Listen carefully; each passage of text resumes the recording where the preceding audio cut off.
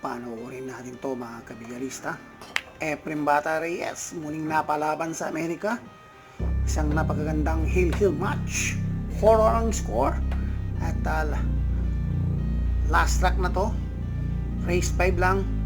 At umatake kagad ang rising star at managing king ng Amerika na si Jason Harris.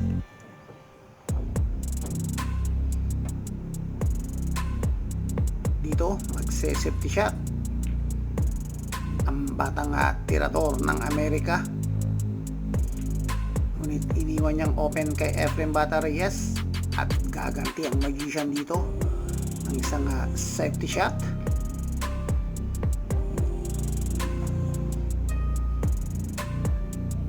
Pero iniwan niyang open kay Jason ang target ball. At ayun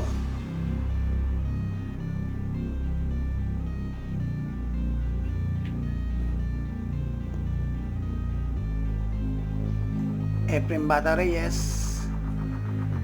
mukhang di natitigilan ni Efren to. Sakto pa rin ang preparation pero may pagka-long shot to.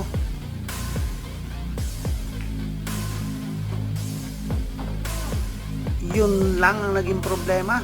Nagtago ang cue ball sa ball number 9. Efren Bata Reyes gagamit ng banda dito.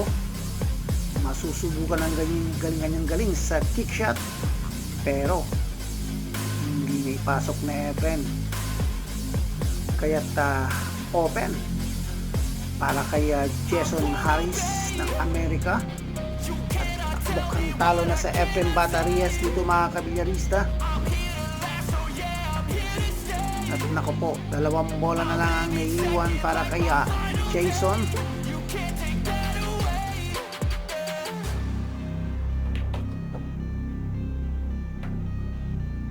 Medyo napalakas pero okay pa rin. Jason Harris para sa bola 9. Yun lang mga kabilyarista, sumablay ang tirador ng Amerika. Ayan Efren Bata Reyes pinatitira pa.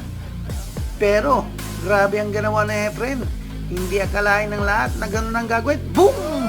Pasok! Ibang klase ka talaga magician. Dinaan pa sa real kick shot. 3 real, 4 yun sa pool. Ibang klase talaga ang papamaraan mo, Efren Bata